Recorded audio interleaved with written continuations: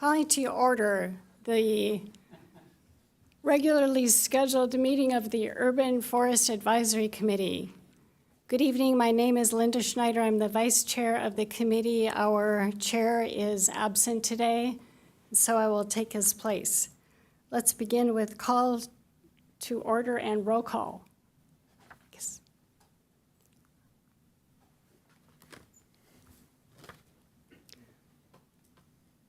Members, could you please state if you are present? So Mark Jenny is present. Mim Michaelov, present. Linda Schneider, present. And Tony Gurno is present. We have absences of Brad Lefkowitz, Matthew Altman, and Matt Palumbo.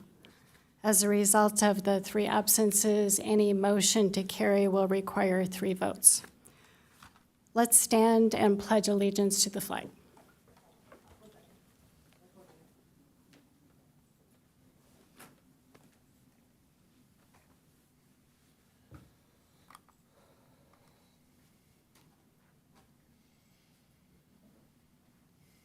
Ready, begin.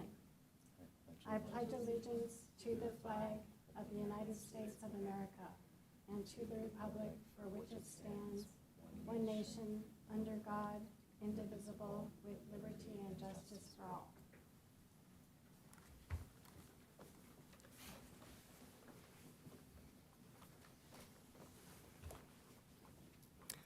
Okay, the next item is oral communications.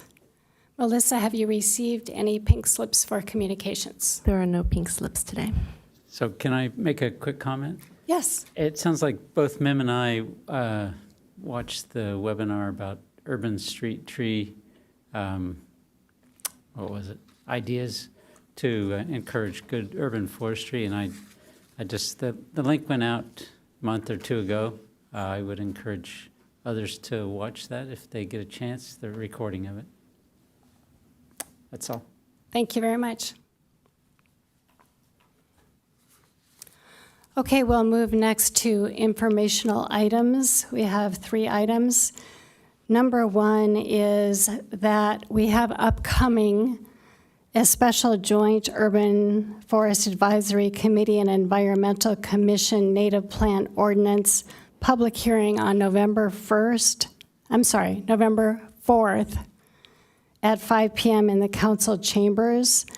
This meeting is to provide input and perhaps vote on particular portions of the native plants ordinance, which is under construction.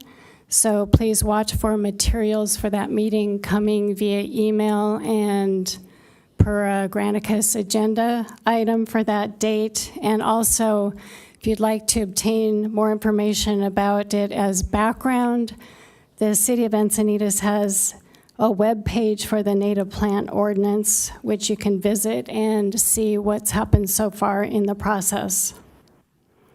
Does anybody have anything they'd like to add on that matter?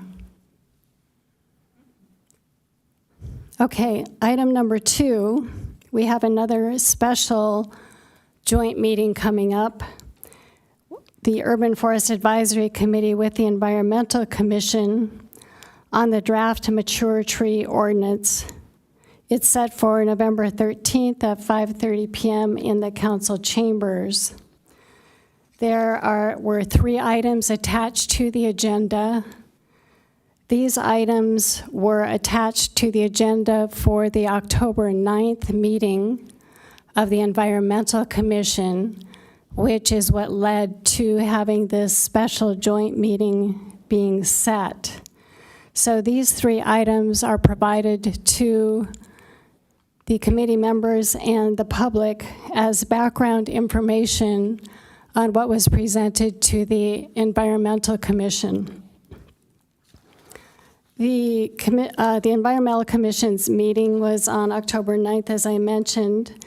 If you wish to review that meeting to understand the background further about what led to the joint meeting coming up, the portion of their meeting, which is an audio recording, is found from 7 minutes and 12 seconds through 1 hour and 5 seconds, in case you want to review it.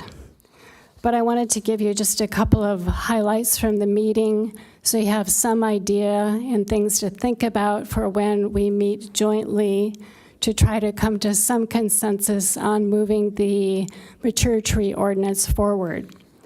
So things that were discussed in the staff report and among those commission members at the October 9th meeting included the following: an exclusion of fruit trees as mature trees, the applicability section, which this committee debated quite a bit as well. Staff recommended not having the ordinance be so broad and wanted it to exclude single-family residences and SB 9 projects. Staff also recommended excluding high or very high fire zones. Additionally, staff recommended the replacement mitigation measure, which we also discussed at some length. The 2-year in advance of development permit requirement to remove mature trees. That was taken out, and that was also discussed at the meeting.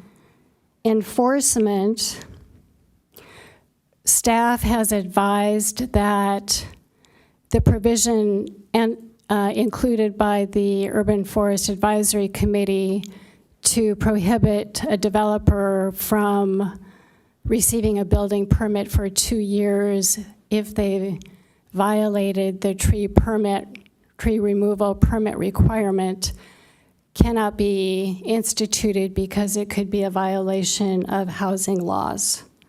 So when you're thinking about things for the next meeting and thinking about enforcement, you might be thinking about alternative ways to make sure that the ordinance has enough teeth.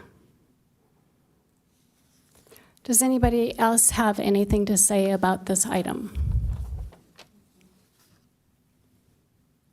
Okay. Item number 3 on the informational agenda is the next Urban Forest Advisory Committee regular meeting will be on January 22nd, 2026. And so as we have a hiatus in our schedule, it's a good time to think about future agenda items and the 2026 work plan for the committee. I imagine we will be asked to provide that to City Council once again. Okay, moving on to, I'm sorry, did anybody have anything to add about the January meeting? Okay, moving on to the action items. Number 1 is approval of minutes. Has everybody had a chance to review the minutes from our September meeting?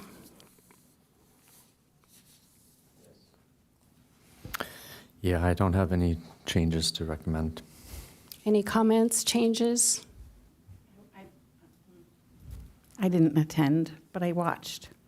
Okay, thank you. Anything, Mark? No comments. Okay, I can't I read them when they come out. I can't remember if I suggested anything to Melissa or not, but yeah, I think I had no comments this time. okay, I thank would you. make a motion to approve them as they're written. I'll second that.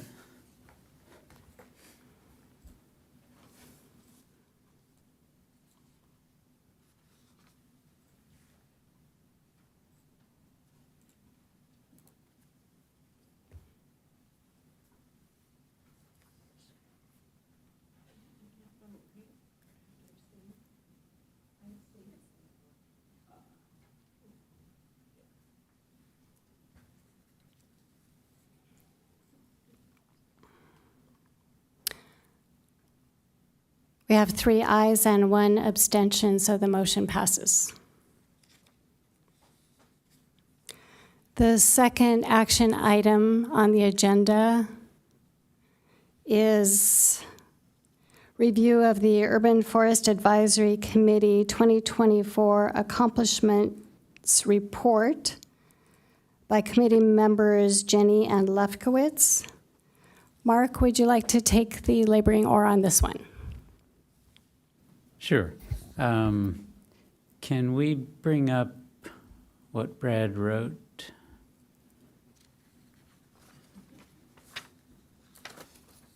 Would that be the attachment, the UFAC 2024 Accomplishments Report?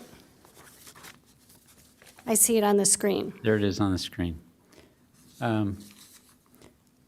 Yeah, so just briefly, we've been back and forth about this since the City Council requested a status report for, quote, last year, end quote, trying to figure out what period of time that covered, and Melissa was able to get clarification. It's for the calendar year 2024. And a couple of us had input into it, and this final one came from Brad, who's not here today, so I'll speak to it. And what he was trying to do was tie our actions to the areas of the municipal code that guide us as a commission or a committee. And I don't need to read what's on there, but we have we look at tree plans for various developments. We comment on we try to put together a tree species master list, and that is ongoing as well. Well, as in process, maybe is a better way to do it. We're in the process of revising that, and I'm working on that with others, and I think we're pretty. Last meeting we had some direction, some ideas of where to go with that. Mostly requests of the city to do this or that. The other thing we do is when the arborist brings us issues that he wants, basically he wants public input on, and the UFAC will comment on that and give the public a chance to give their opinions as well. Heritage tree applications come before us, and we consider those based on the criteria. We advise on the city's urban forest management program and their plan, and in general, we try to support a healthy and extensive urban forest here in Encinitas. So those things were written in a sort of a general way. And Linda, I understand you had some comments, or you sent an email suggesting a more extensive rendition of this, or maybe giving some context. I don't know if you want to speak to that here or not. Thank you, Mark.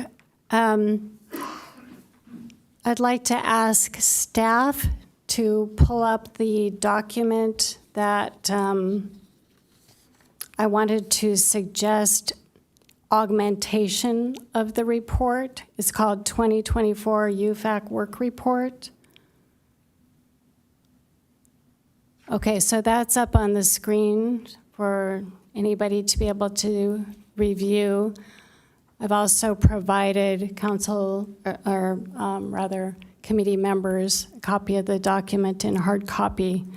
So my thought about this was that while I think that the accomplishments report and the chart in the report explaining the various things that we did in 2024 is very good and a very good reflection of the work that we did, what I was hoping is to provide more context for the work report and include more information about what the committee does. And frankly, I wanted to be able to reflect in the report the dedication of this committee. Everybody here is a volunteer. Everybody here has a different reason perhaps for being here, but certainly I think all of us want to give back to our community and want to be helpful to make Encinitas the best place it can be. So that was the spirit in which I wrote the augmentation for the report. I wanted the report to look as professional as this committee is and show the interest and the passion that the committee has for doing this work. So my suggestion was to include this report and put the original draft of it inside of the report. It's on the second page. It says, put chart in here on the second page, so that the report is simply more robust and complete for City Council's consideration. The other thing I'd like to mention is that I did have a discussion with staff about doing the report this way, and I was informed that when this report goes to City Council, that staff will prepare a report, which is an agenda item report. We've seen many of them, and it may include some of the same information that's included in this report. So that's something to consider if we consider a motion to include this more augmented report. But in speaking to that also, I'd like to say that even if there is some overlap, I just really wanted to be able to show the City Council how important this work is to us, and that we would take the time and put in the effort to give them a report like this. So that's what I have to say about that. So thanks for putting this together. It's really a good, I don't know, it's a good way of viewing our work. My only concern is it says it implies it's from Brad, and Brad's not here. So I'm not sure what to do with that, except maybe take Brad's name off it, since he wasn't able to read this before the meeting, or he's not here tonight to vote on it.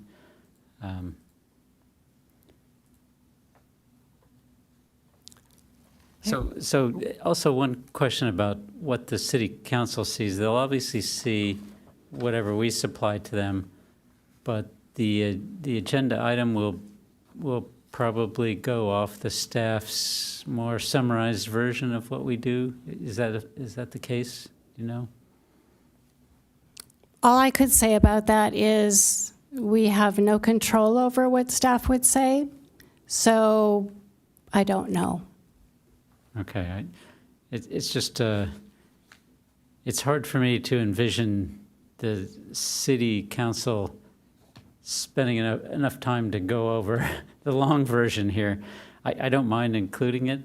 I think Brad's intent with this sort of the table was that it was very succinct and maybe didn't do us justice in that way, but I think he was trying to be respectful of the likely amount of time the City Council would spend on this item. Since it is sort of a status, it's not, they don't have to make a decision on it or anything. Any other comments by committee members on this particular issue, whether or not to consider including a more robust report? Yeah, I mean, I think that this is very professional looking and a little more clear. I totally understand what you're saying about being succinct and respecting council members' time, but we also have to balance that with respecting the amount of work that has gone into, most importantly, the mature tree ordinance. And all of these things that are listed very clearly are part of the role of this committee, which I appreciate. I think it looks great.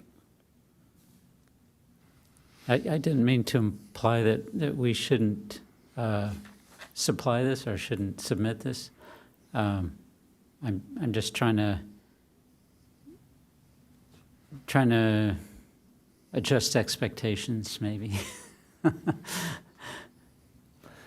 I have a comment in response to Mim's comment, and that is, and something I'd still like to do is go through the original draft report that was agendized and discuss some of the particulars on the report, because as Mim mentioned, the mature tree ordinance, that was in 2025 and not 2024. And I think it is reflected in this report. So that's an example of something I think we do need to maybe tighten up for the let's say, the meat of the sandwich for this report either way. But I suspect that this may not be the last time that something of this fashion is asked of this body. And so at the point of looking back, there isn't a work plan to reference. There wasn't something that was like pre-agreed upon and approved and then worked on based off of that. So I think that the kind of like hearkening back to the original ordinance language in this time and context seems to make sense to me. And I would imagine that, say this was something to become regular, a future version of this could, rather than going all the way back to the ordinance language, actually kind of relate the accomplishments list to the work plan in the first place to show that, you know, we talked about doing this and thus we did this, and then we talked about doing that, and we're still trying to get to that, whatever it may be. But I think that having a almost like, here's where we're coming from and where we are now, and still talking about where we're aspiring to go forward is kind of a useful way to frame this just general conversation, in my opinion. So whether or not everybody reads it, I think that there's value to the more robust kind of background and context.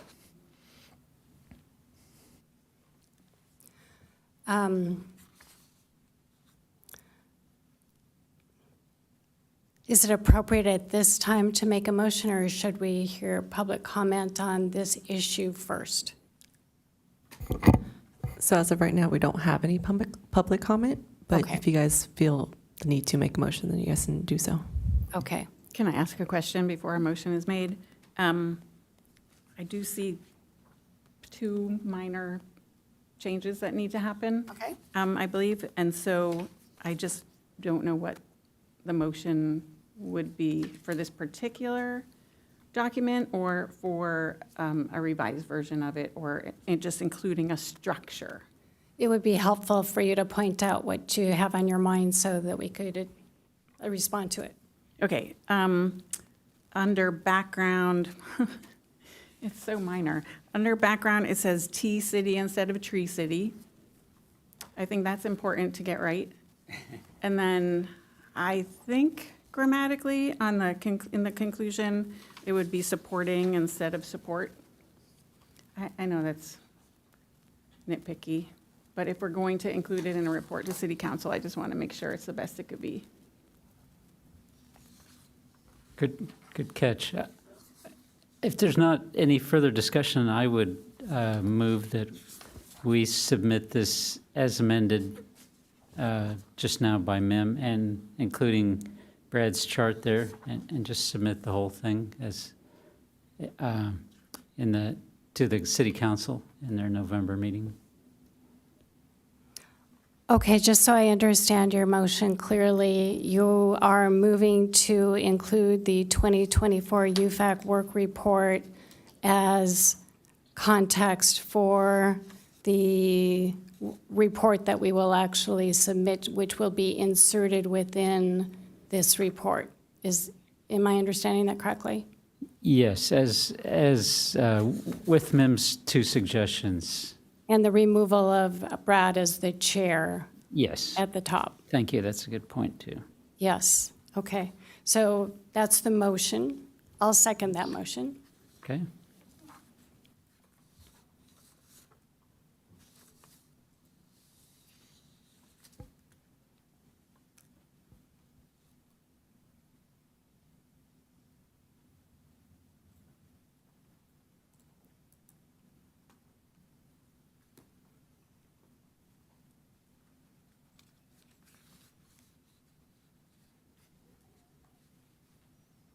Okay, we have 4 affirmative votes, so that motion passes. Then the second part of this I think we need to discuss are the actual work that was accomplished. In other words, the meat of the sandwich, which was attached to the agenda.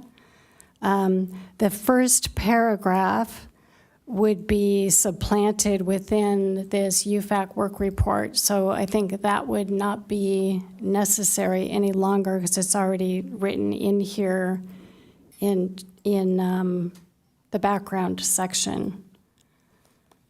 So that's one thing. I think Melissa's pulling up the precise thing that you're talking about. If we could look at that, that might be helpful. Okay.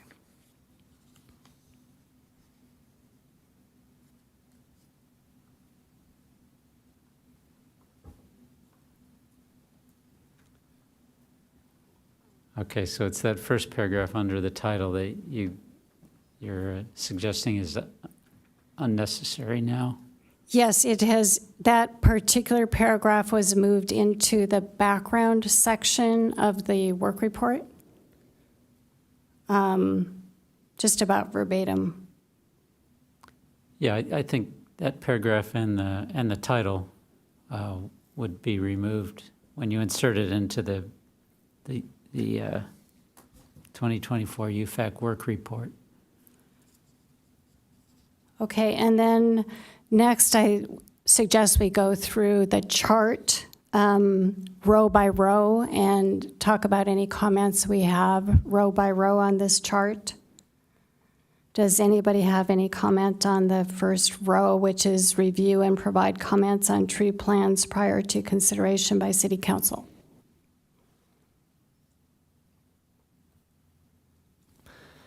I'll just say that this is going to be tough for me to have a lot of useful feedback for you and Mark on, because I didn't go back and pour through all of those previous meetings, and it was a window where I was less involved with all of this than on either side. So I don't mean to be like fully not helpful, but for the most part, if you and Mark are in agreement about something here, then that's probably as much as I would be able to like put forward either. Okay, that's a good point.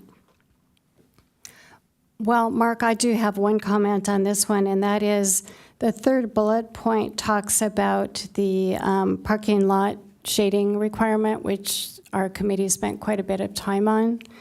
And I thought it would be helpful to include the citation to the Encinitas Municipal Code section that we were talking about recommending revision to the City Council, which is in Title 30, the Zoning Code, Chapter 30.54, Off-Street Parking, Section 30.54.060, Parking Area Landscaping. So I thought maybe we add in at least the section reference to the Encinitas Municipal Code. Yeah, I think it's a good improvement.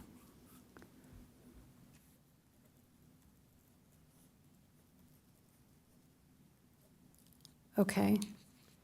Shall we take the second row? Does anybody have any comment about the second row?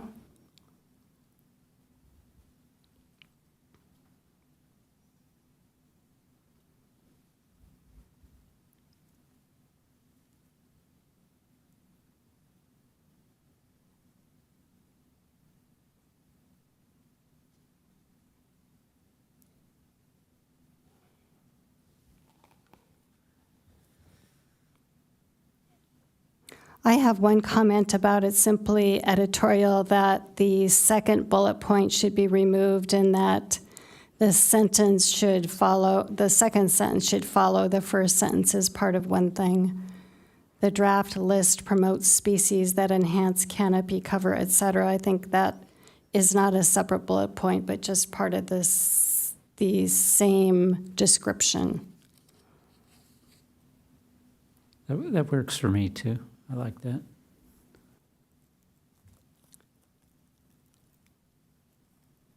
Okay, and then the third row, I have a suggestion to add and community engagement to the second bullet point. So it would read, provided community forum for residents to appeal or question tree removals, strengthening transparency and accountability, and community engagement. Maybe it's just too redundant. We don't need it. So I actually like your suggestion, strengthening transparency, accountability, and community engagement. You know, I think that's an important point. So comma after transparency, comma, accountability, and community engagement. Right, and I would put the Oxford comment out of after accountability. I mean, yeah. Of course. I have to agree with the Oxford comma. Yep, well, who could disagree with that? Got it. I wasn't going to say anything. Okay, the next row. I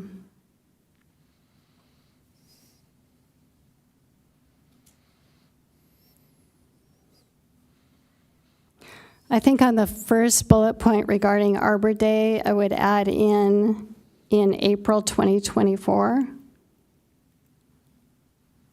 just to put in a sort of a reminder as to when that was. Sure. And then I would take out the bullet point before the event featured, because again, it's just part of the description, not a different thing.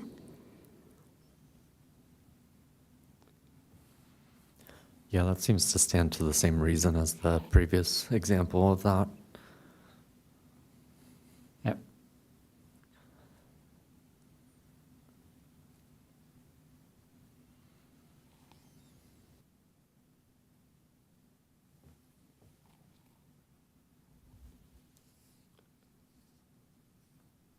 Anything else on that one?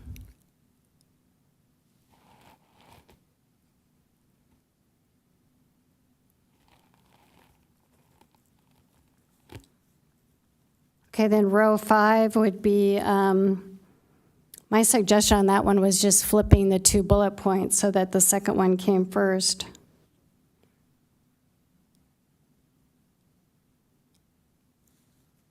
But maybe it doesn't matter either.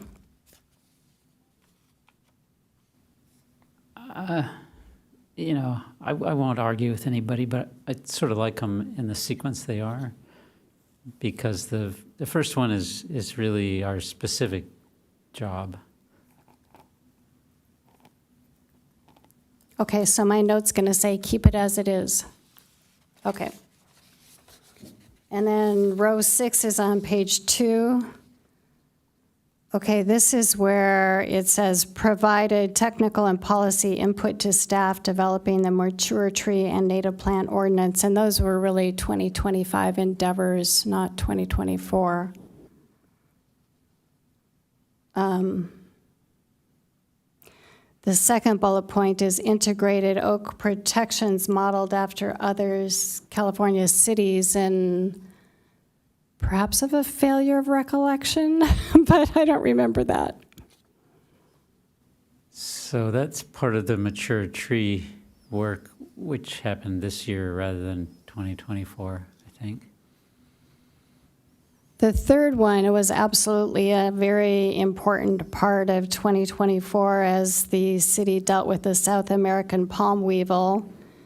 And I remember the committee spent time on that and made our recommendation, made presentation to city council, and city council adopted our recommendation. So that one's, I think, very important for 2024. Yeah, I agree with all those. So it sounds like we're going to remove the first 2 bullets. Is that correct? I think that would be right. Yeah.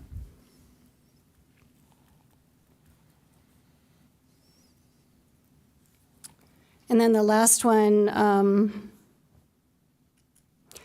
the second bullet point says strengthened collaboration with Environmental Commission and staff on native plant and mature tree policies. Again, I think that was 2025 versus 2024.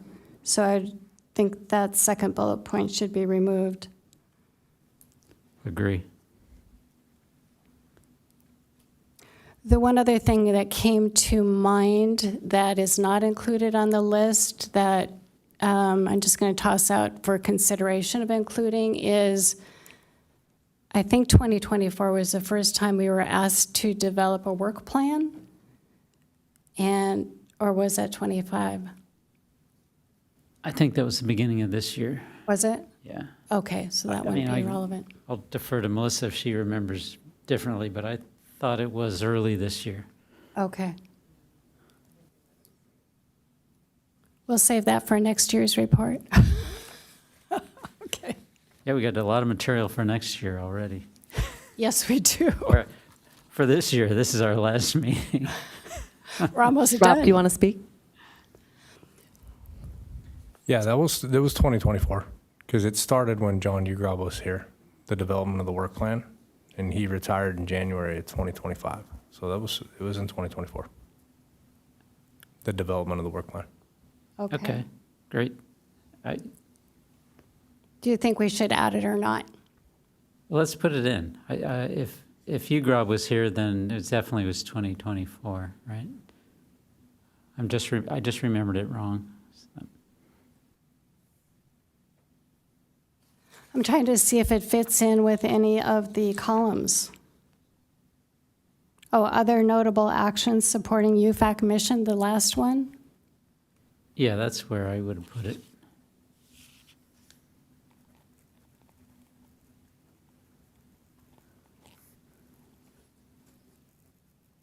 So it would be an addition of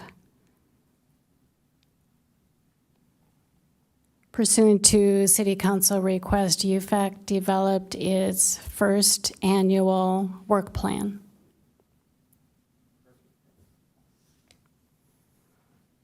Okay. Before we, one other thing is on the status column on the far right, the column going down, do we want to revisit the status of any of those items? Most say ongoing and one says in process, so I don't know. Oh, two say in process. So I'm not sure what the difference is. Yeah, I think the distinction Brad was trying to make there is that the ones that are in process are a specific task that are underway right now. The ones that are ongoing are sort of general things that we deal with. For example, heritage tree applications, that's just ongoing because they'll come in every year and we'll deal with them. It's not something that we can complete, in other words.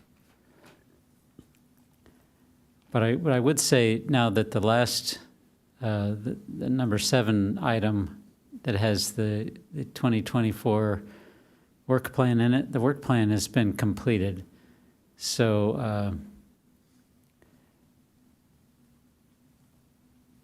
I'm not sure if we want to separate that because it's been completed or not.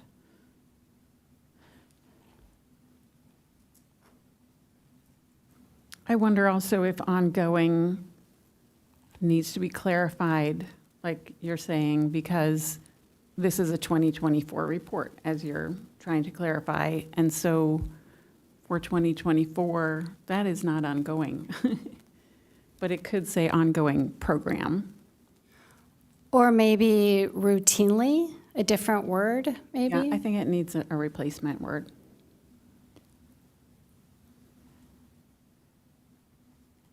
So we could actually change the development of the work plan to be an ongoing item too. To develop an annual work plan per city council request without reference to the year. And then that is indeed ongoing. Every year we're going to do that, presumably. Well, I have another idea to approach this a little differently. Do we need that third column? I think the column is important because this is part of the reason for this was to document our accomplishments. And in subsequent years, in the future, we'll have a completed for some of them, and it'll reflect a completed accomplishment. So I think as a sort of a general format moving forward, it's nice to have a status. Can I offer a suggestion? You can just use the status update for the individual bullet points. It doesn't have to be one encompassing for that item in general. You know, it can be, because you guys are breaking them out based on the municipal code category. So each bullet point item in that can have its own individual status. Yeah, that's a good point. That's make life easier when there's a sort of a mixed bag in there. Right. Yeah. So should we look at them again and determine which are which? And do we want a different word other than ongoing to describe that sort of status?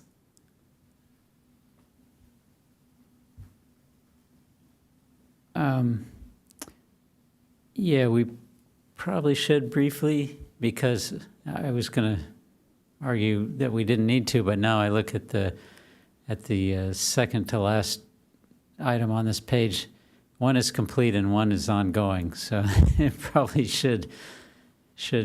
should probably split those up. Maybe we can just read through it real quick, and if anybody has any other changes, we can speak up, so we don't have to beat this to death too much. Okay, should we just go through bullet point by bullet point all the way down the list and put down a designation for ongoing in process complete? Sure. I want to make a suggestion that before we do that, we decide on what the status words are. And I think that we could have a key, like that explains what ongoing means in this scenario, right? It could say multiple year program or ongoing program. I know that wasn't very creative, but you get the gist of that.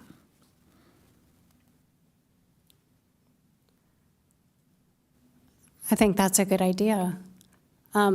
Maybe we could go through each item quickly and decide what kind of an item it is, and by doing that, develop our key at the same time?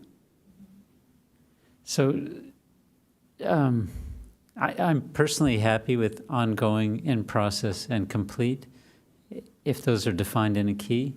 So can we go through the list with those words, unless somebody has a suggestion, a different suggestion for status? I think the words are absolutely fine as long as there's an explanation. Okay, great. So, Mark, would you lead us through it and suggest your key, your status for each one? Happily. Okay, thank you. You don't have to read the whole thing if you don't want to. First bullet is, so we're in this first section. First bullet is ongoing. Second bullet, I think, is complete. And third bullet is complete. Any corrections to that? Okay. That sounds right to me. Second section, continued development of the species list. There's only one bullet there now, and that's definitely in process. Third section, multiple proposed removals, provide community forum. I mean, those are both ongoing. It's just stuff that comes up to us regularly. Fourth section, advise city staff. So the Arbor Day, complete. And those first two bullets are combined, as I recall. Supported ongoing Tree City USA certification. That seems like ongoing to me. And then the last section on this page, and please interrupt me if something I say is not correct. The heritage tree applications, that's all ongoing. And then the second page, mature tree and native plant is gone.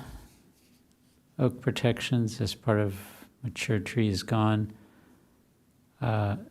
South American palm weevil is complete. I mean, our advice was given and accepted. And then finally, the last section, website improvements ongoing. Collaboration is ongoing. Maintaining transparency is ongoing. And then I would say, develop annual work plans could be added to that, and is also just ongoing. It's just something we're gonna do every year. Isn't that complete, though, for 2024? Yes. The work plan was completed. So if we want to write it as develop a 2024 work plan, then yes, that's complete. So that's fine with me also. Okay. It might be nice to have the word complete on there again. It's another victory. Okay, I think the word completed is straightforward enough that we don't have to define it, maybe, but ongoing and in process, well, we don't have in process anymore. I didn't hear any, did we? We do have in process. For example, this tree species list is in process. Okay, so defining in process and ongoing. So I would propose saying, defining in process as a specific task that's been started and not yet complete. And I would define ongoing as a regular UFAC task that comes up throughout the year. Throughout the years, yeah. Happy to have anybody improve on those, but that's the way I understand those statuses. Yeah, I would maybe just change it a little bit as regularly presented to UFAC for recommendation.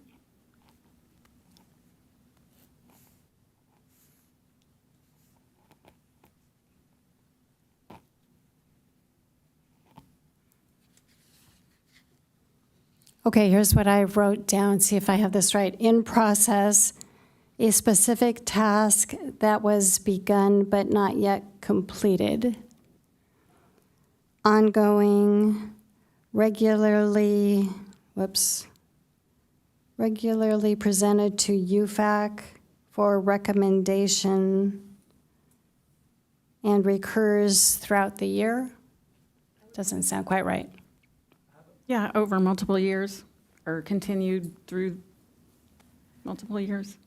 Yeah, how about we use recurring as the primary verb here, just a recurring task that UFAC deals with.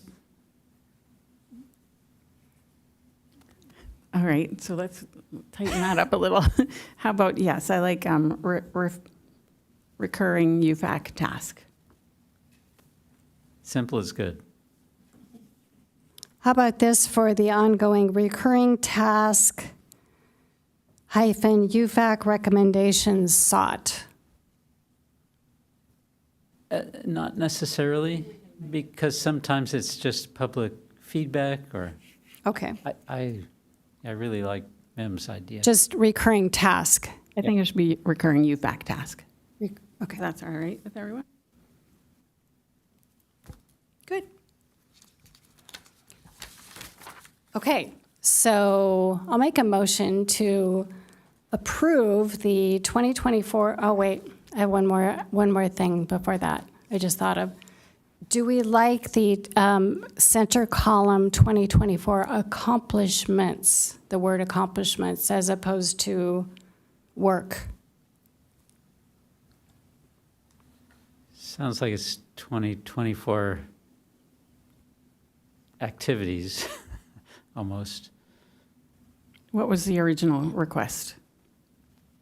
The original request was to provide a list of UFAC accomplishments. Okay, this brings up on the 2024 UFAC work report. Purpose of the report says, at its meeting on May 14th, 2025, the Encinitas City Council passed a motion to request the Urban Forest Advisory Committee to send a report to the City Council on UFAC's work for the 2024 calendar year. Do I have that incorrect? I don't think that's wrong either. I don't know that, I mean, it was at the city council was sort of a general discussion about, hey, we should look at everything that committees and commissions do and understand what the purpose of them is and what they're doing. So I don't think there was any specific, like an ordinance words, specific words that were used to make the request, which is part of why we had so much confusion about what the date, the date to be included was. So if that's okay, then let's go back to the center column. Do we want to use the word accomplishments or work or activities or UFAC activities or UFAC work or something else? So the whole thing is for 2024, UFAC work report. I don't think we need the date in there. I think we can just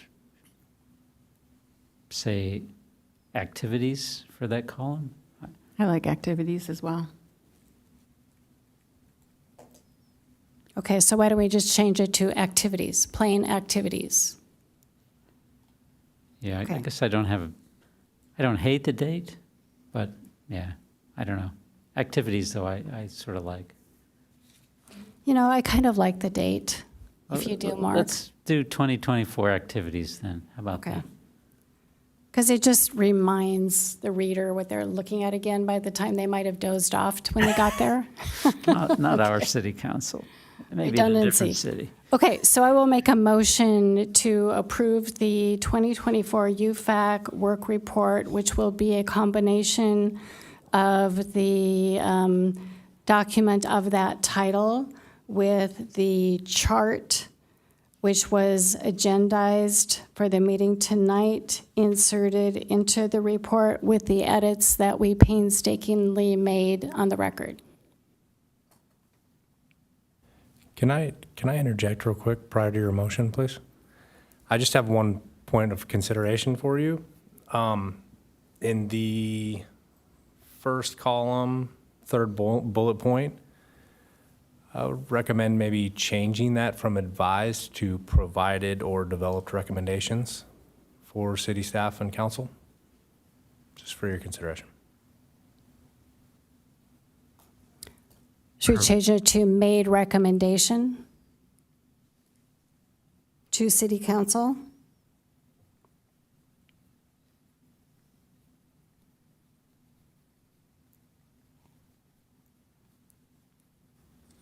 I really appreciate your feedback. I love the recommendation for the bullet points getting their own status and providing, or whatever you just said, the providing recommendations. Yeah. Perfect. I Very clear. provided the recommendation to add, make recommendations.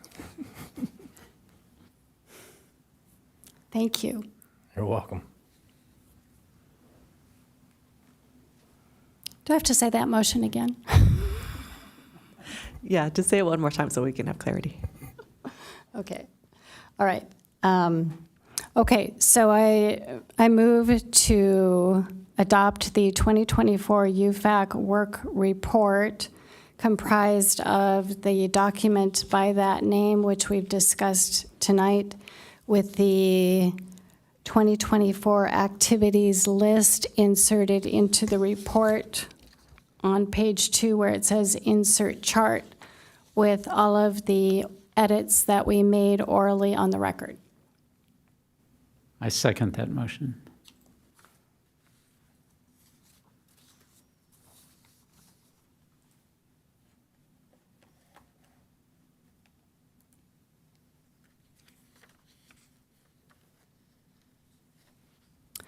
The motion was approved with all 4 committee members voting aye.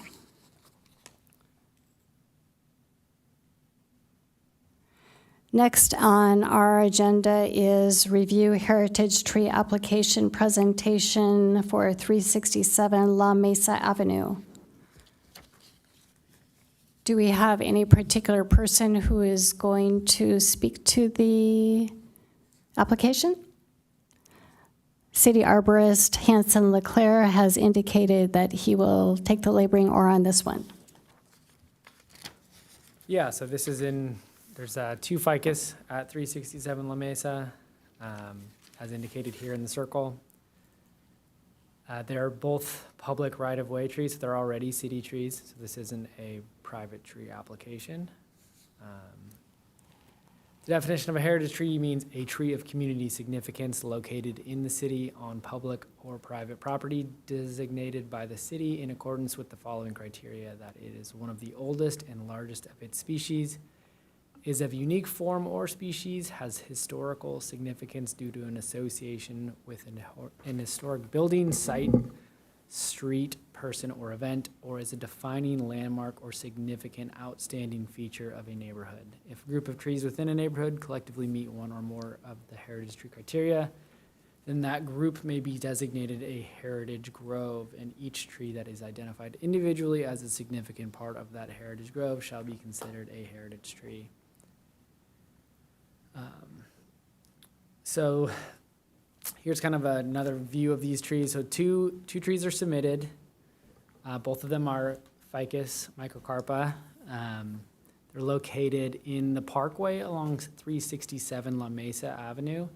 They are already city trees, and the estimated planting date is somewhere around 1960. So those are the city tree numbers. The one on the left, 6479, and the one on the right, 6478.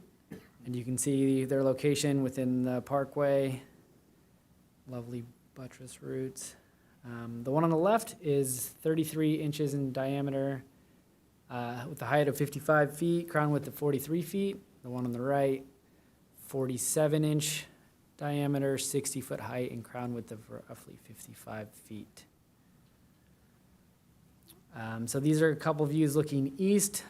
So it's definitely a large tree in this neighborhood. Here's a couple different views looking south. Some of the roots and kind of associated parkway sections that these trees occupy. And then here is the aerial imagery between 1953, there's nothing there.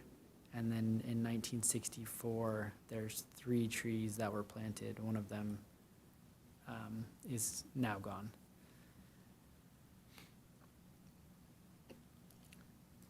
So let me know if you have any other further questions based on that. That's the evaluation that was done for this tree.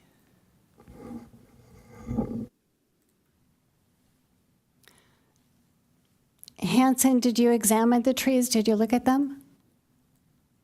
Yes, yeah, both of them. Did they appear to be in good health and well-maintained? Yeah, both of these trees were just recently pruned. There was somewhat of a concern with salt burn on one of them, but it had not reoccurred this year. They are healthy and, yes, well-maintained. Hanson, I remember there was a big ficus. I can't recall how far north of this that came down because of, I think, our malaria. This isn't the same bed space as that was, right? This is further south than that, I think. Is that correct? I'd have to check on that. I don't exactly, that was a little bit before my time, but I could pull up some reports and figure that out if that was in that same bed, because there was a third tree, but I think that one's been gone for a while. If I remember correctly, it was on the other side of that little pinch point at this intersection, a bit further north, like maybe half a block.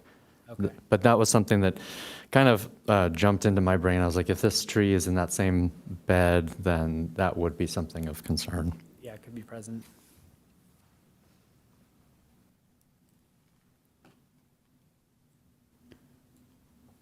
Well, I just to jump in, I love these trees. I think this is a great idea. I think they really a defining characteristic of the neighborhood. So, as far as which criteria they meet. Do we have any comments from the public on this, Melissa? We do not. Thank you. Just one more factual bit about this. This was actually nominated by just a public citizen, not the homeowner, which I think is a good distinction.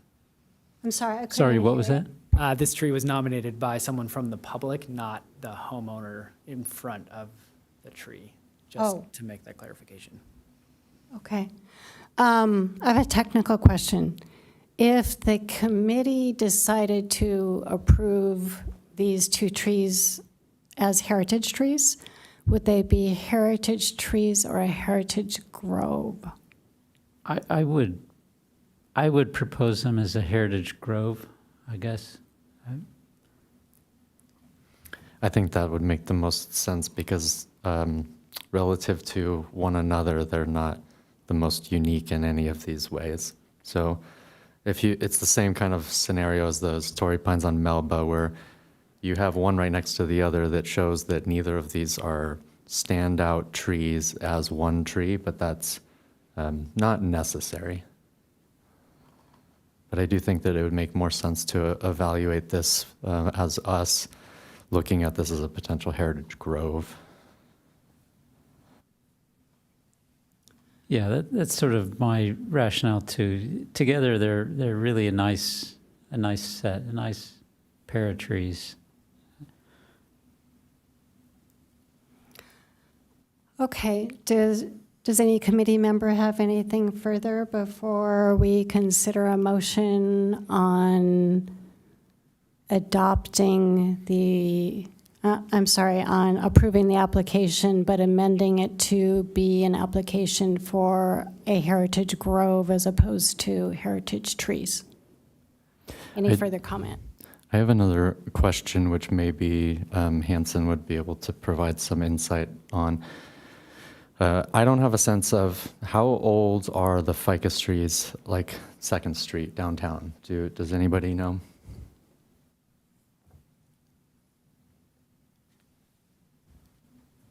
I bet they're the same age, roughly. Didn't the city go through sort of a little spurt of putting a bunch of ficus trees around? From what I understand, yes, it's very similar age range. I think in some reports that I read, they were planted by Boy Scouts in the mid to late 60s.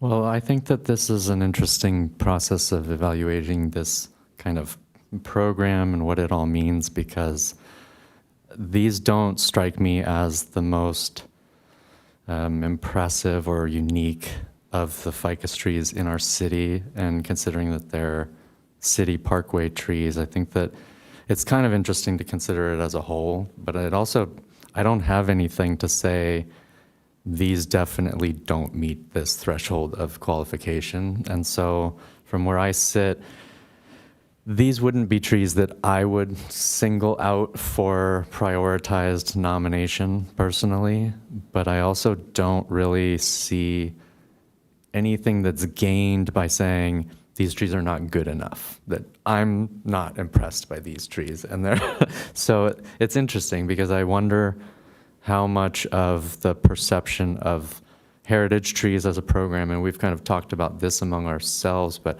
I wonder with the public's understanding of this program, if there's still a persistent misunderstanding that the status of heritage tree imbues some kind of like shield against, mismanagement or poor care or ultimate removal, because we know that that's not the truth. And so it's interesting. I wish that we could have the applicant to just speak, like just a touch from the heart, like what does this come from? What's the story behind the impetus for the application? So that's kind of what I feel.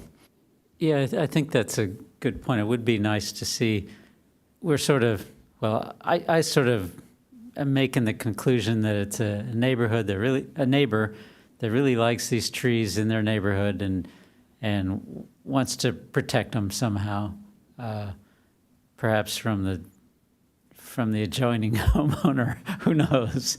But I would say, and I'm familiar with these trees, I would say they're a really cool part of the neighborhood. I mean, they're a distinctive part of this neighborhood, and they really add to it. If I was going to submit an application for a grove, even a ficus grove, I probably wouldn't start here, but I'm happy with these two trees. I don't know. I'll say one more thing related to what I kind of brought up as a question originally, which is that if you look at the leftmost photo here, closest to us, there's an open space, and if I'm not mistaken, it may be even the next bed space north from there, where a large ficus tree was removed within the last few years. So it speaks to the fact that there once were more of these big majestic ficus even in this particular neighborhood, and so this is kind of what has persisted, and that speaks to the sort of foundational notion of a heritage tree.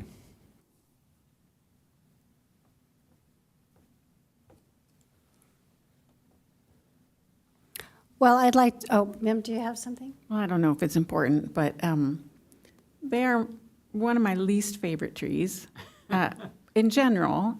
But I do think the heart, just knowing or believing that the Boy Scouts planted them in like 55-ish or somewhere around there is helpful. And everything else that you said. And they are, I think you used the word distinguished.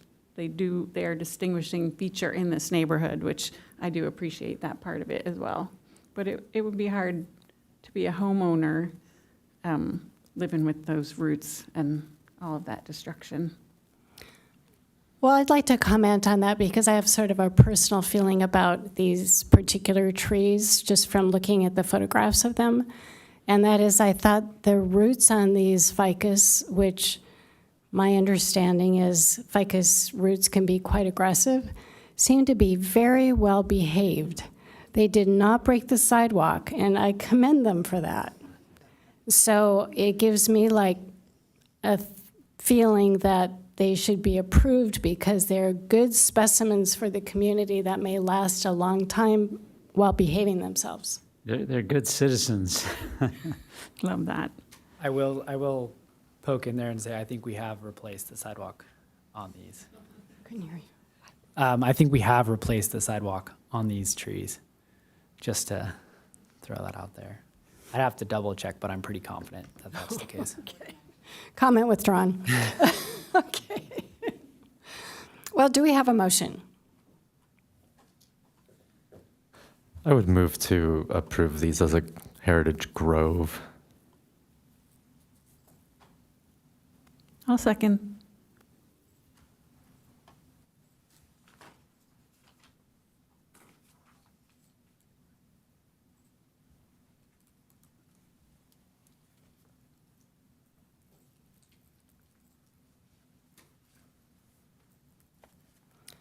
The motion passes with 4 affirmative votes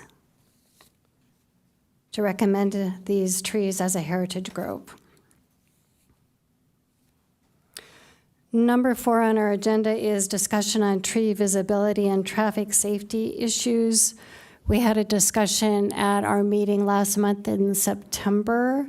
Mark Wizeneski provided us with a variety of recommendations, of which UFAC basically adopted by way of motion.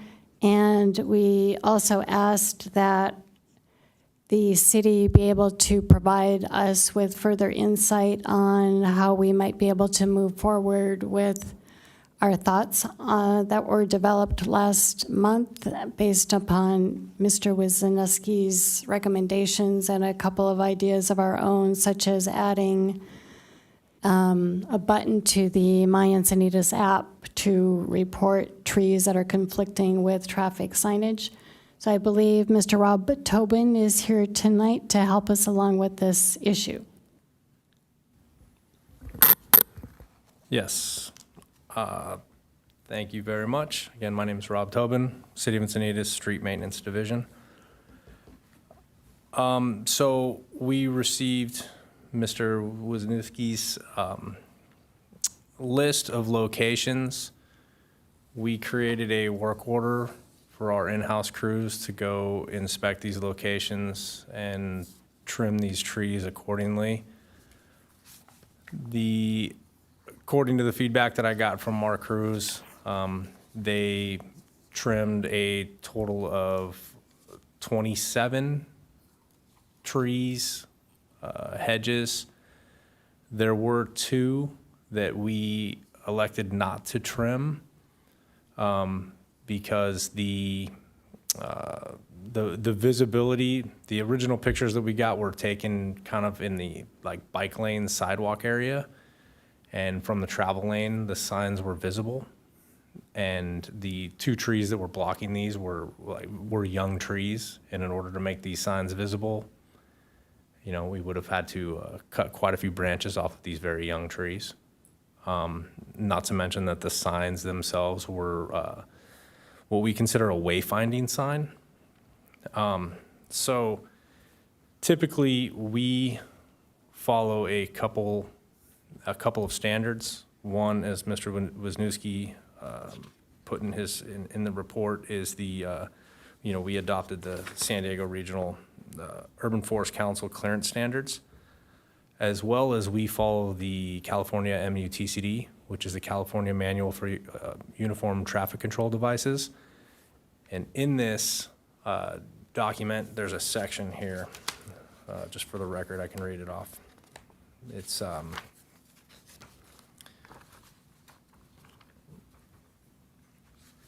let's see, California MUTCD, section 2A.16. This gives us a required sign visibility distance chart. According to the California MUTCD, general rule is traffic control signs should be visible to the driver for a minimum of 250 feet in advance under normal conditions. This applies primarily to regulatory and warning signs on roadways with speeds of 30 to 40 miles per hour. However, the exact required sight distance depends on the speed limit of the road. So 25 miles per hour is 150 feet visibility. 60 miles an hour is 570 feet. So you can see there's quite a range in between there, and it increases and decreases as the speed limit goes up or down. And again, this is from the travel lane, as a car is approaching the sign, and this is in reference to regulatory and warning signs. Guide signs do not fall under this, but we do take special care with specific signs, hospital signs, any type of, guide sign for an emergency services, a fire station, something like that. But a regulatory sign is your speed limits, your stop signs, et cetera. Warning signs are stop aheads, watch out for oncoming traffic, symbolism signs, right? So we did inspect all of these locations and trimmed them accordingly. So reading through the minutes, because I was not present last meeting, reading through the minutes, I did notice that there was quite a few recommendations for submitting these types of requests through My Encinitas, the app. I understand that not everybody wants to do that, but that is what we are heavily promoting. Again, like we have 20,000 trees, and we have probably pretty close to that many signs. So we cannot feasibly inspect every tree, every sign, monthly. We do have a proactive inspection program. We inspect every city street twice a year, once during the day and once at night. The nighttime run typically revolves around anything that you can't see during the day. Street lights, sign reflectivity, things like that. But we also do notice when a sign is being blocked by a tree. During our day inspection tends to focus a little bit more around, those potholes, sidewalk deviations, things like that. But we do proactively inspect these. But again, we're human, we miss these things, and we do rely on the public to help bring in, we all know that trees grow. We can inspect something in March and, or February, and through the spring, a sign's blocking. So we do rely on the public to help us. And the best course of action for us is the My Encinitas 311 app. If there's a tree or some vegetation that's blocking a sign, please let us know, and we will address it accordingly. Again, we address the recommended signs from Mr. Wisniewski. Hopefully that has satisfied any concerns that we have. I'm more than willing to discuss any of those specifically if needed. So, thank you. So Rob, you said, you recommend the My Encinitas app, which we also thought would be a good mechanism for reporting these things. Do you have any thoughts about making something specific for block signs or tree hazards? The Encinitas app is sort of generic, and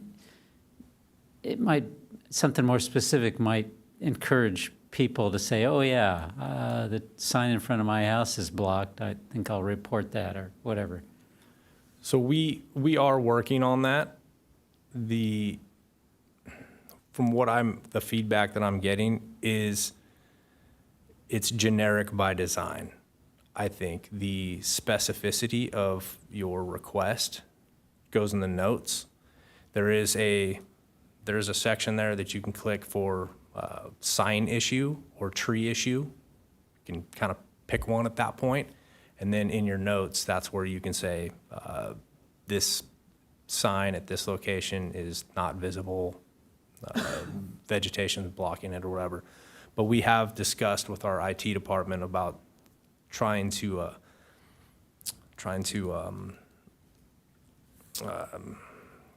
specify that, try to make that a little bit clearer when you're applying that. But I think their hesitation is, well, then we're gonna have to kind of do that with every single category that's there, right? Yeah, fair enough. Yeah. But yes, we are working on it, and I'll get back to the group with what the feedback is from our IT department. I have a question for you that relates to how you and City Arborist, well, your team and City Arborist would deal with essentially like repeat offenders. So one of the things that I brought up at the previous discussion is, do you feel like as city staff, in conjunction with your relationship with the City Arborist, that you have a reasonable way of kind of flagging things that should go to like a next level of consideration, because there may be, for example, certain plants that are more problem than benefit, and it's ultimately going to be advantageous in the long time frame to just get some of those things out rather than coming back 3 times a year or something like that to make the same cuts. I'm kind of getting long-winded here, but do you feel like as the city staff with the City Arborist, without needing to come to us, that currently you have a good way of like kind of raising something in terms of those considerations? Absolutely. I think we have a pretty good process in place for, your repeat offenders, not only human repeat offenders as well as, plant life, right? Because some of this vegetation is private, right? And so then we have to go down the code route. Well, these people are violating some sort of, the municipal code, and it has to follow that process. And then there's well, what if it happens again? What if they, and then we just kind of have to keep going down that cycle, right? But,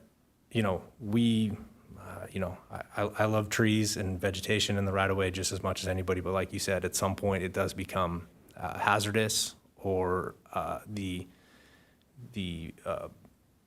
cost of maintaining this starts to outweigh the benefits. And we do have to make that decision sometimes, whether that's removing it or, chemically controlling it somehow. And I'm talking more about vegetation, not trees necessarily, but vegetation along the right of way.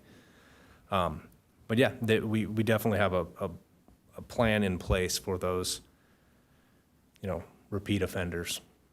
Yeah, I hope I answered your question.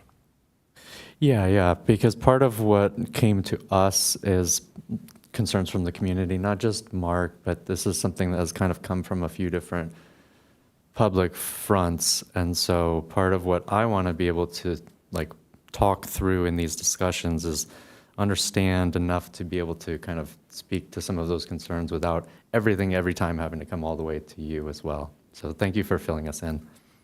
Absolutely.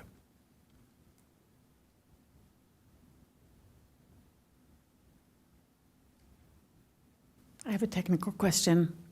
Can I recommend an agenda item for the future that's related to this? Or is it too soon?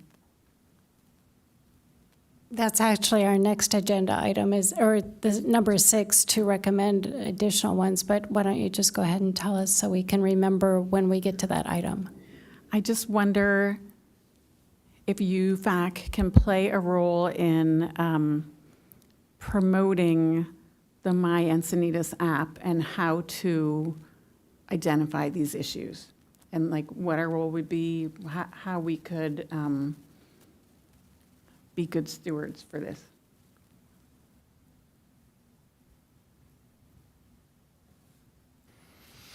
I think that's a good idea. We may be able to come up with something that's useful, educational, contribution.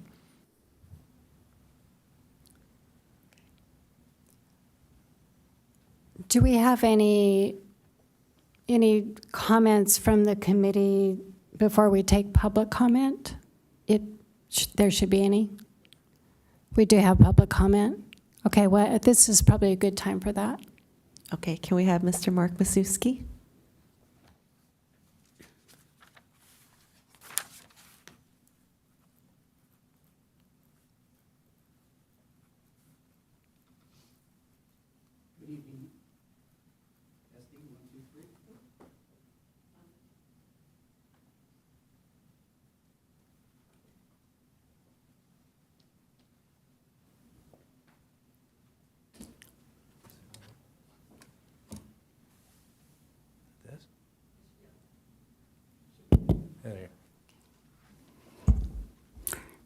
Good evening, UFAC committee members.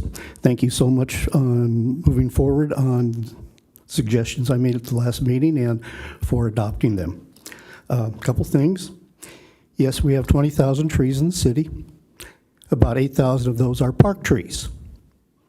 So you don't have to inspect those unless they're along the public right-of-way. There is an easy way to approach this. It's called GIS. We have the trees on a GIS overlay, and I'm sure that we have street signs on another GIS overlay. You could put them together and then identify which trees you need to look at. And if you prune proactively, you only prune the tree once. You don't come back and do it again and do it again and do it again. That's stupid. That's insanity. You don't shorten a branch, you remove the branch. On vegetation like hedges, yes, that needs to be done, and Yes, with private property owners, you have to work with them.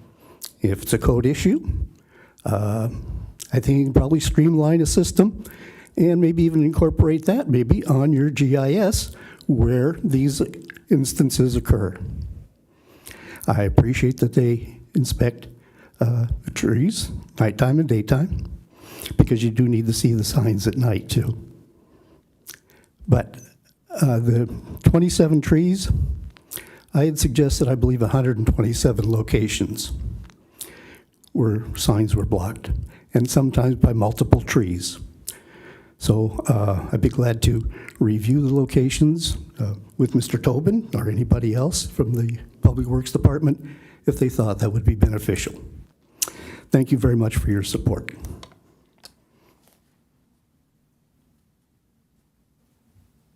Thank you, Mark.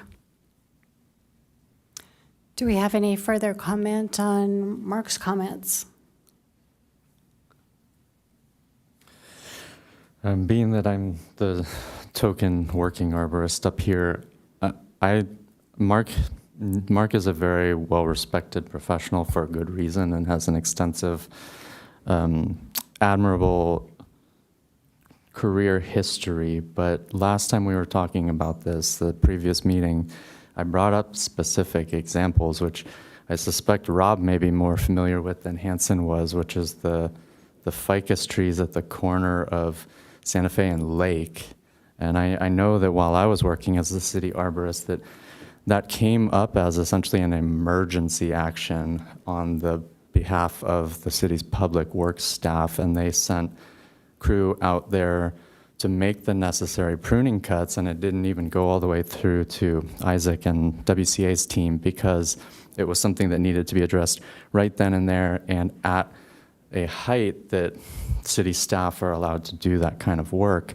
It needs to be done again, and it's not in all cases reasonable to suggest that one effective round of pruning is all that would ever need to be done, especially considering many of the taxa in our city, which have proclivity for things like basil sprouts and epicormic shoots in response to our very management actions. So part of my concern from the beginning in this conversation was gaining a better understanding, which I feel like I have a pretty strong understanding to begin with, of the actual tools in the kit on behalf of city staff and the city arborist, that kind of compiled relationship. And Rob has spoken pretty well to my concerns specifically, and from the beginning, I wanted to point out that the city staff actually does a remarkable job of responding to concise requests. And so I'm not convinced that that's where there's things falling into the gaps or a need for specific improvement. It sounds like maybe getting more people engaged with the My Encinitas app in general would be a positive thing. But as far as what we should expect from city staff and the people involved with management of our public city trees, it sounds like they have a pretty good toolkit at their disposal. And so I'm just gonna kind of echo what Rob has already said here tonight, which is that if we can get this kind of stuff in front of our city staff and contractors, that seems to be where the most the most opportunity for gain, room for improvement, so to speak, sits. So, all respect due, which is a lot, but there's a lot to this, and there are specific areas that Rob already alluded to where city staff don't have the discretion to necessarily make those one-time right for the long future pruning cuts on private trees, for example.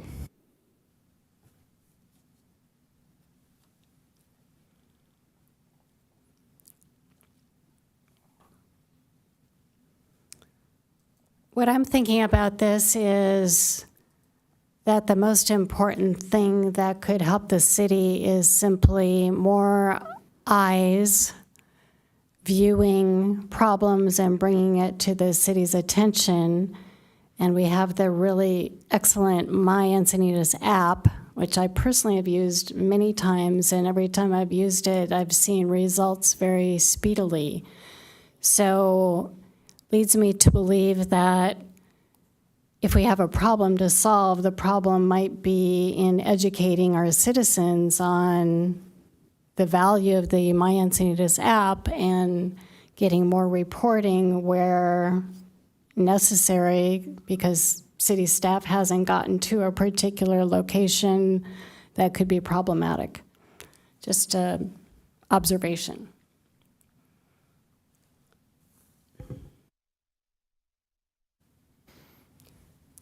I've used the My Encinitas app, but I've never been on the other side of this. Is there a, sorry, I'm addressing you, Rob, just so in case you didn't notice. Is there a kind of segregated stream of things that are safety issues versus things that are just kind of like, we would like this to happen?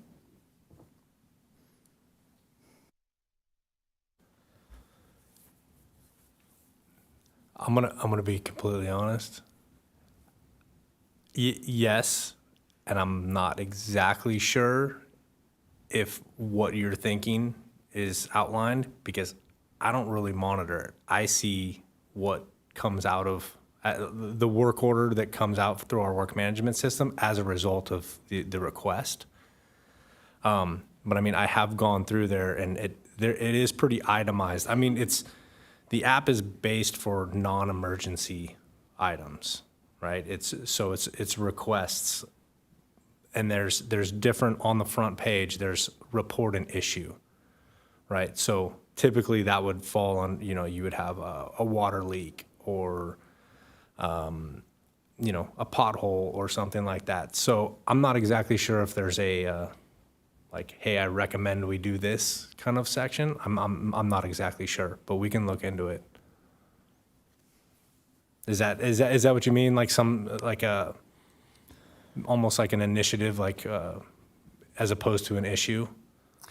What I'm trying to get a sense of is whether or not there would be any likelihood of some of these important requests kind of getting lost in the volume of all requests. So if something like a actual, stop sign, for example, is obscured by a branch from a tree and somebody brings that up, it seems like it would be really beneficial if there was a way for something that has some urgency to get, moved forward in that list. And I just don't know how that works at all.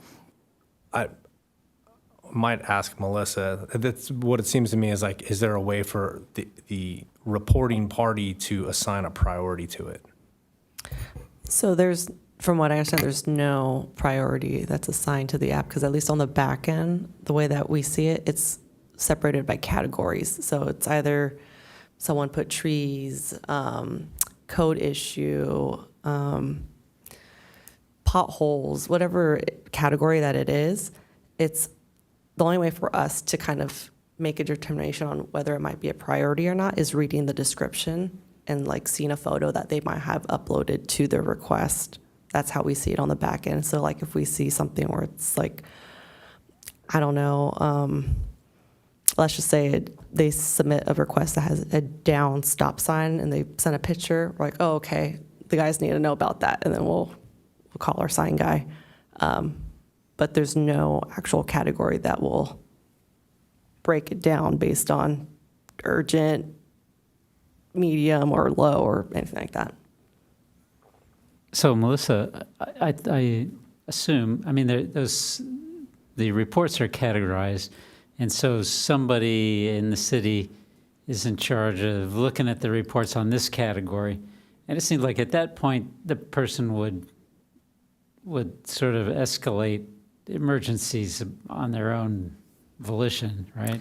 Yeah, and I feel like as staff, we have a pretty good sense of what's a priority and what's not. But typically, if it truly is an emergency, we get calls from residents pretty fast, or it could be sheriff's department, it could be fire department. So usually, typically, emergencies people will be calling in instead of utilizing the app.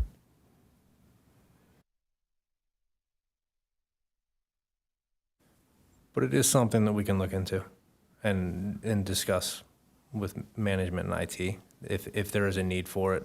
But I think Melissa brings up a good point that, you know, if it's an emergency, call us.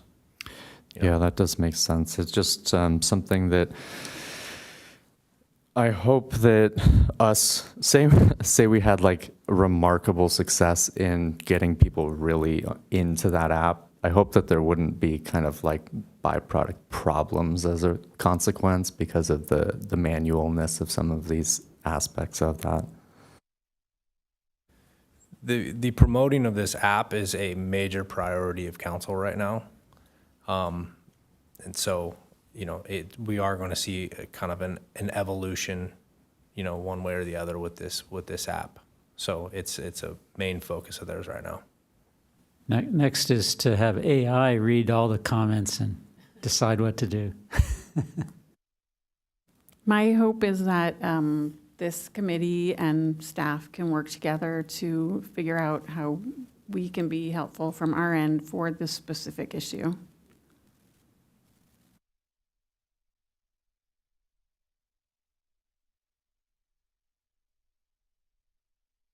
Do we have any further comments on this issue? Okay, then we'll move to the next item, which is number 5, receive an oral report on Acacia Cyclops and UFAC scope. Is that you, Mr.? Yeah, Hanson, Hanson Leclerc, City Arborist. Yeah, I'll do this oral. Hanson, can I make one request? Can Yeah, you get pull the closer, microphone sorry. really close? I'm a little hard of hearing, and I have a hard time hearing your voice. Yeah, I apologize. Thanks very much. So yeah, we looked, I mean, I think a lot of this request was, you know, at least initially was surrounding wildlife areas and the spread of this invasive species into those areas, which, you know, from my position and the position in the city, we don't have a great control over those specific areas. But in terms of what we have in, you know, in our control, there's in the streets division side of things, there are 28 of these as street trees. And so I kind of looked into each one of these and where they were located, you know, and how we could really address some of these. So about 23 of these of the 28 are located in areas of, you know, maybe you would say low priority, like in embankments and kind of like weedier areas under power lines, you know, which are obviously most likely volunteers, not planted. And those we can do something about. We can go in and remove and address these where it makes sense and kind of mitigate that, mitigate the spread of the invasiveness. And, you know, like there's pretty much 22 of 28 is just one row. So that could be a big impact. Those aren't close to wildland areas, and none of them in the city are quite close to the wildland areas. And then that leaves the remaining 5 that could be a little bit trickier to address because they are people's hedges that are, you know, blocking their views. And so we would have to address kind of those on an individual basis and see what we could do to mitigate the spread from those as well. And then from parks, there's only 2 trees that are in the parks system that are that species. They're both at the community park right next to the dog park. And we had someone from Parks go out today and look at those, and those are also something that could be addressed and have kind of had their eye on for a while anyways. They're looking a little scraggly as it is. So yeah, thanks for bringing these up. You know, we don't really like to have a bunch of invasives in the city, and I think we can really work on getting as much of these addressed and hopefully limit some spread of this species into wildland areas. There is a lot of this species that isn't in the city inventory, and a lot of that might be based on the fact that it isn't considered a tree in certain stages of life or isn't collected, or misidentified, I think is probably a big issue with acacia as well. So from the city point of view and what I can do as a city arborist, you know, is a little bit more minimal, but we're hoping that at least if we can address some of these, that'll help out in the long run. Who brought this issue up? How did this come up? I believe Mark brought this up two meetings ago. I think that maybe Brad Roth was the one who actually spoke on it, and because Mark wasn't available, something like that. So it was a public comment originally. Yeah, and then Brad, wanted to bring this to council to address that public comment. Do we have any public comment on the issue tonight? We do not. Thank you. Do we have any comments by the committee? I have one comment which may just be redundant, but I'll say it anyway. On the natural lands side of things, I'm not sure what the state is, but it used to be that when I was working in that role of the contractor implementing the Encinitas Habitat Stewardship Program, that I was meeting regularly with park staff as well as people from Excel. And so I don't know if any of that is still kind of happening in that fashion, but if there was a way for just the fact that this conversation is happening to make it to Joe DeWolf and San Diego Botanic Garden staff, it would be a plus just to have that mention get to them if it hasn't already, because when the public comment was brought to us, it was really about those plants in those spaces. And so if at least the message can get through to the people on the ground in those spaces, that would be the only thing that I'd say. Okay, yeah, and I was talking with park staff about some of those zones and that specific program today too, so it is something that I will bring to their attention.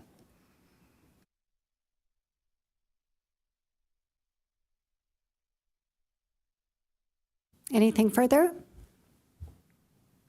Thank you very much, Hanson. Well, that brings us to agenda item number 6, which are suggestions for future agenda items. We'll be thinking about the agenda for January, so a little bit far off, but we know we still have a lot of work that's left over from this year to do next year. But what other things should we have top of mind to work on next year? Well, we have Mim's suggestion from earlier. I don't know if you have that captured.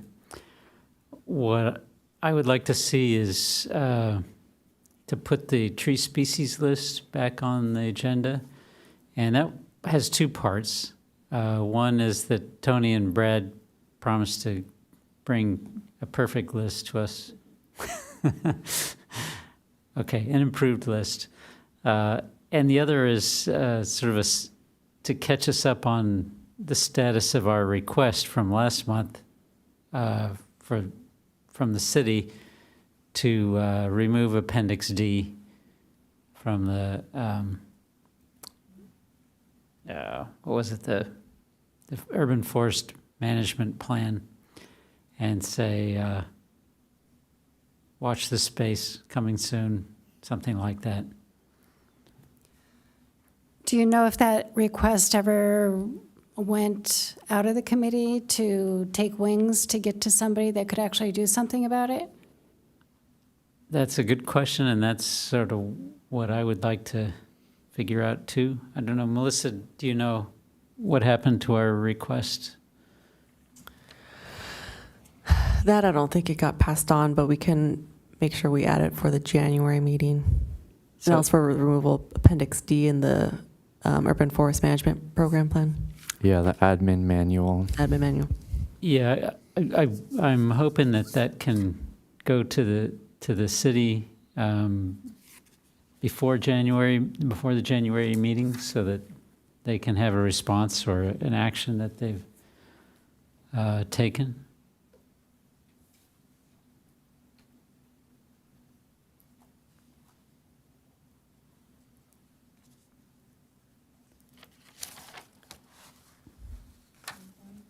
Okay. Go ahead, Mim. I have another potential suggestion. Mark mentioned earlier about the webinar that we watched, and one of the things that came up that I thought was a very cool idea that I have to go back and find out where they're doing it, but there were cities that had tree ambassador programs, and they are enthusiastic residents who could be educated and go out and educate residents. And then, Linda, last month, I believe you also even suggested having groups help with the traffic, the visibility and safety with trees in the way of the signs, and they could potentially, tree ambassadors could potentially help identify those locations and take a little heat off of city staff. So it might be something to discuss as a committee about the possibility of forming something like that. I'd love to see that on an agenda in 2026. So as I recall, that was in Chicago, and these tree ambassadors were actually trained to prune things, which was a little bit scary to me. I think the potential could be scary, but we can have a conversation about how to do it intelligently. One of the opportunities that I immediately think of when you mention that is the actual day of Arbor Day, because those events are great, and I end up kind of just like running around all over the place trying to, help this person with that thing and this person with, and sometimes it's as basic as getting the root ball out of the container, or are these roots okay? Do we need to do something? Or little bits and pieces of setting that tree up for success. And it's fun for me, but it's also something where I could see that if there was a small group of trained people who were tasked with being that ambassador, that those events would probably even be more rewarding for the people volunteering. And then the trees actually seem to be doing really well out of those events, but it's always good to have practices put into place and standardized, and trees taken care of appropriately. I think it's a really good point, and it's part of the mission of this committee to do community outreach and education, and I think it falls in that category. We haven't done as much of that in the past year because we worked really hard on a lot of other more technical things, but I think it's something that we should include on the agenda for January to start thinking about ways that we can work on community outreach, such as the suggestions you've made next year. Great, thank you so much. I'd like to add on for the January agenda to start working on the work plan for next year. That'll be like a review of our 2025 work plan, see how we did and what we still have to work on, and we might not get farther than just finishing the list from 2025, but at least we'll have a place to start. Also, I did see an application for a heritage tree pop up right before this meeting. I think it's on Cerro Street, so that might be for January. Okay. Can you include that as well?